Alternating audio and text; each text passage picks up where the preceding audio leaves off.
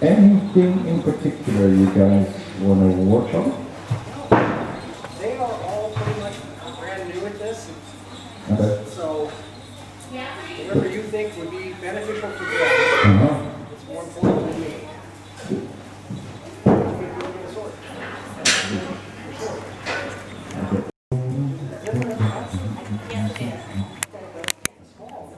Yeah, I almost need an extra small, but I don't think they made it.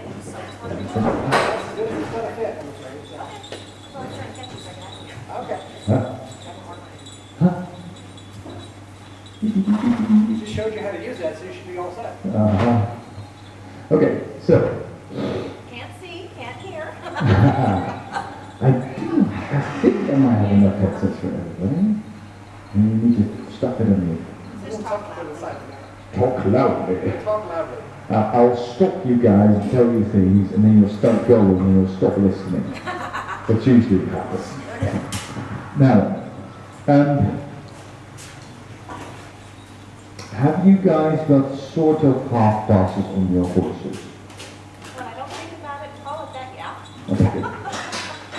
It doesn't have to be brilliant.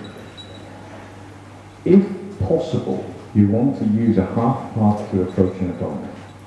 Why is this? For one reason alone, if you're coming opposite one another, you could hit each other with the knees. And by doing a half pass, you're hiding your knee in your horse. So you're not going to hit each other anywhere near as easily.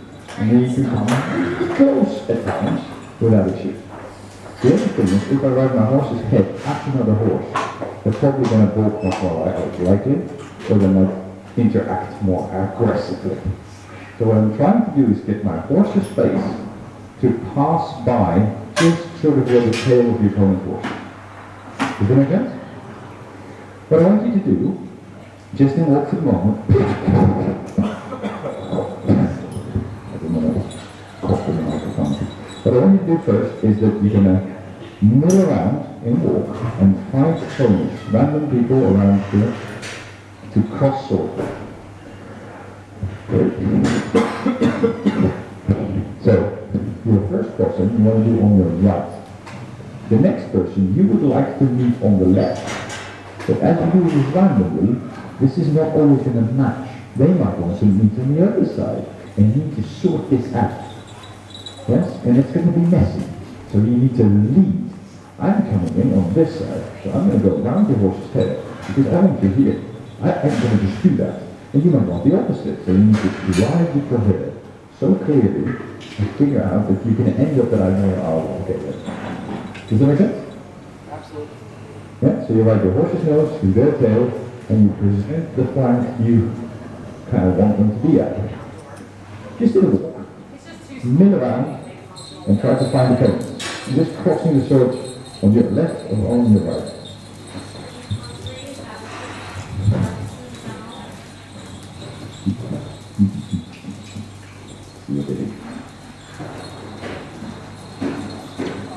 Try to come from the front.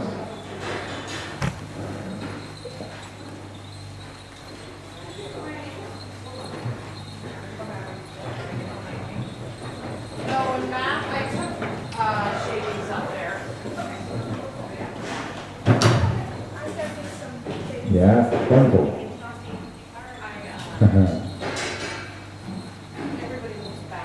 Okay. Come over here. Come over. I must have not made this clear. You're trying to attack from behind. I'll explain to you in a moment why this will eventually not be such a good idea. So what you want to do is you want to come from the front. So if I'm going to hit, yes, like that. Either side. Does that make sense? From the front. Yep, okay, perfect.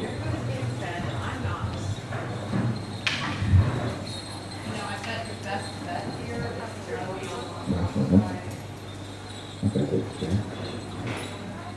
there.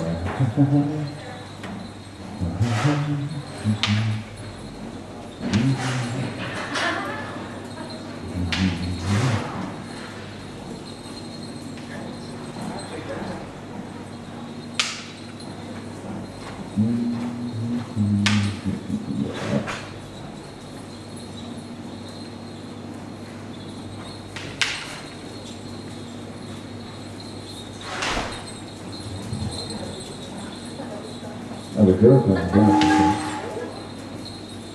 Yes, good. Okay, right. Now, pointer. Most of you, although you're a bit less than the rest, and basically the girls in particular, what you have a bit of a tendency to do, which is quite common, is that you guys do a bit of this. Yeah? You want to be towards your opponent. So when I bend my horse towards my opponent, I want my body to be on that side of the saddle. This also gives me more range, but it also means I ride better. Hang nach innen, as Steinbeck writes. It's the sitting on the inside, and it allows me the freedom of the motion of the hind leg. Yes? And it would be a lot easier not to do this with my pelvis if I sit on the inside, remember? So every time you change direction, you might want to hop over to that side of the horse. Yes? Does that make sense? Yes? So try to be up to your opponent, up to your opponent. One more time.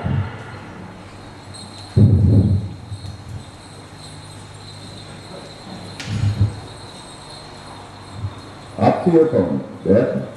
Yes. She's looking at them.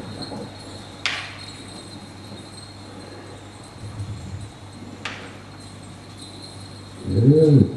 Okay. Shoulders back. Okay. Right. We can do this all day. Now then. You notice that when you move forward, when you want to reach forward, your horse will be less good than when you have your shoulders back. There's a couple of really nice moments there when you set back, and very clear contact when you set forward. Does that make sense? Okay. Now, what if somebody comes from behind? I don't know how much you've all done, but I suppose really obvious is that if I've got a...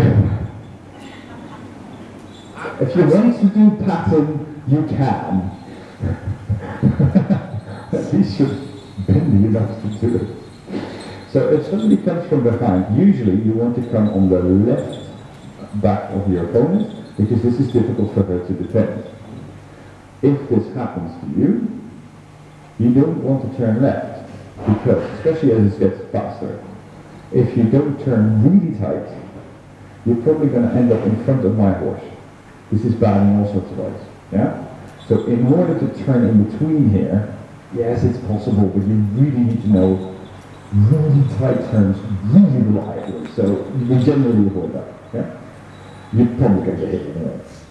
So what you do instead is you swing your sword around all the way the other way to the right. Yes? And then you try to do this.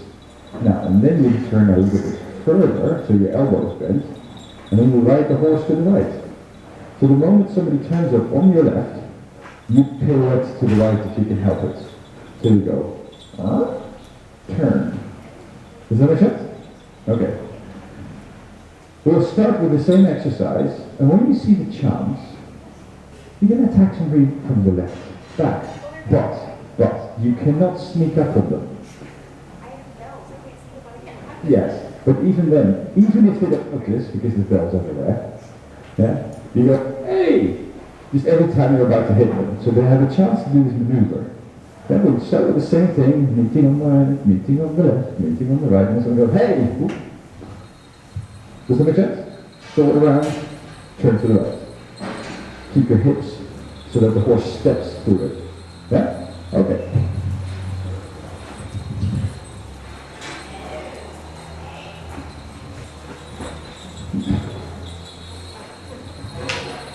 My horse. I did not ride my horse.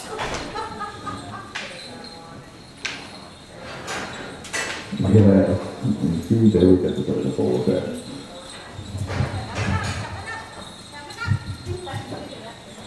I didn't either. Yes! Sit on the inside of the bendo.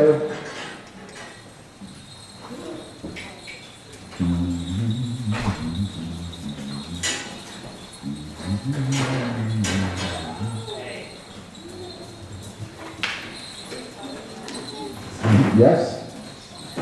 Make sure you lift the inside back. Yes, better.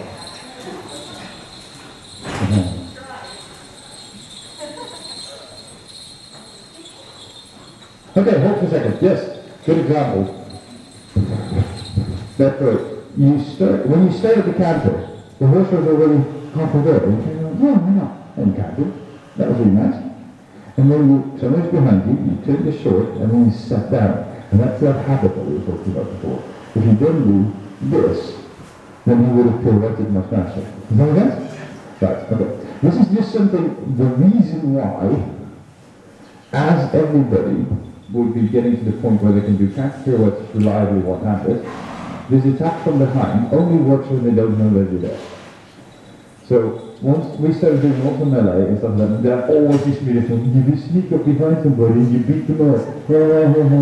And that was the game, because everything else was hard.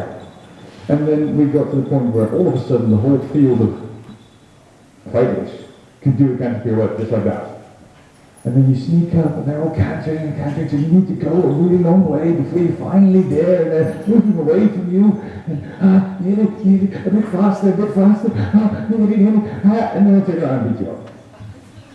Every single time. So people stop trying. It's not that we're allowing it, but if you have a chance, go ahead. But once people notice, they don't go, what? Go away. Does that make sense? So if you have a canter pirouette on your horse, your back's covered. Right? Now, I would like to do one more drill. We have black and we have white. This is very useful. Which also happens to be boys and girls. I mean, how much more could you wish for? So, yes, so we have two teams. Have you heard of passadas? Yes? Yes? No? Or reculum in Italian. That's riding back and forth and back and forth and back and forth. Not to be confused with passage or pesade. Yes? Okay, so you ride there, turn around on the dot and come back. And turn around on the dot and come back. And turn around on the dot. Now, you're going to do this with two teams, so you have sort of the distance you have now between each other. Yeah? And you're going to come together, and then you're going to turn around, and you're going to go back the way you came. You're going to turn around and come back the way you came, but in conjunction. White with white and black with black. But you're doing it in opposite directions. So you're combing through, turning around, combing through, turning around, combing through. Does that make sense?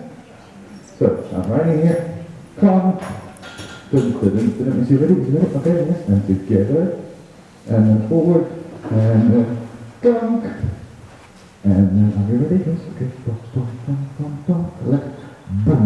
Does that make sense? Work pirouettes at the ends. Gives you to the right, but you don't have to always do the right. As long as you do the same. Yeah? If the team goes left, the team goes left. If the team goes right, the team goes right. Make sense? Black there, right here. Just a bit of work for the moment.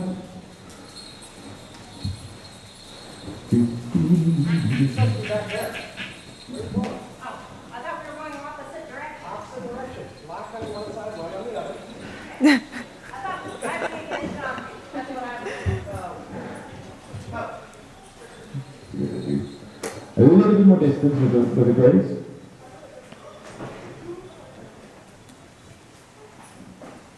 Well done. Okay, when she's turning, let's say allez. So.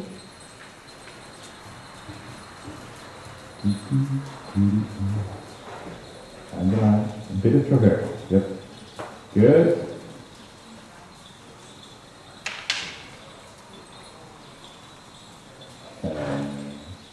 Turn. Go ahead.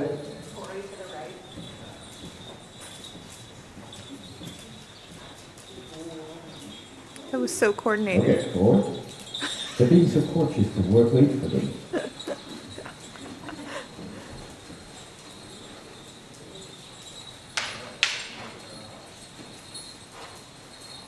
And yep.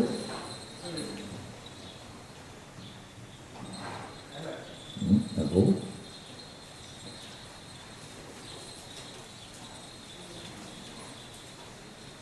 Good. Okay, turn around and hold.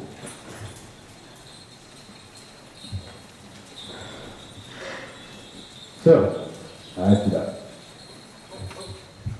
We're going to do the same thing again, Nicely in the middle of the arena, you try to meet, and you approach each other and walk. As you touch the swords, your horse's head has passed by any threatening other horse. You strike a collected canter a bit, and then you need to turn around together. Whether you do this in walk or in canter, the pirouette, does not concern me. It matters that you do a pirouette in this place that you're supposed to do it. If you need to go down to walk, you do so. But not like, at some point maybe, I'll be ready at some point, maybe just stop and turn. And this is really important, is that how do you come out of this canter is to lift your horse up and go, I'm going to turn. You can do it walk. Yeah? Still in pairs? Still in pairs. So you pass each other by, walk, walk, walk, walk, strike a canter and then turn. And then you're going to come back with each other and walk again. Does that make sense? And when you pass each other by, you strike a canter. Make it as collected as possible. Make sense? Roundness. Holding the canter until we approach? Yes, make a walk, yes. Yes. And then when you touch the sword, you can canter. Okay. Just to make it less excitable. Okay. We basically, as we get touch swords, we take the canter. Canter, pirouette, and long. Let's go give a little over.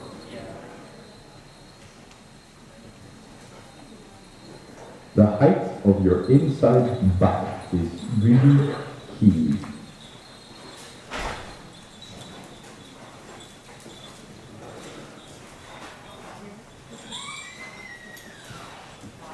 Happy? Oh, back up. Okay, great. So the approach is in walk.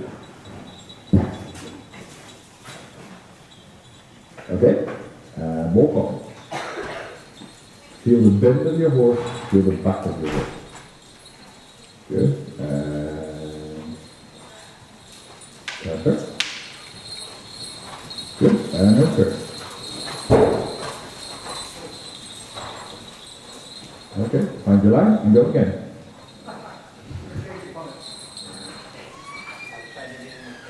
Good, go.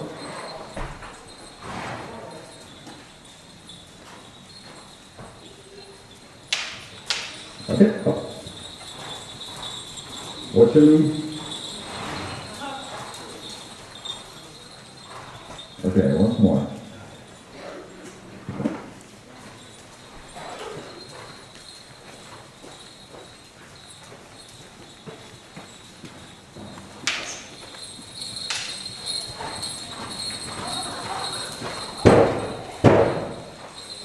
We don't actually start till 5:15 as our group. Hey, take a These rest. groups are, maybe groups longer.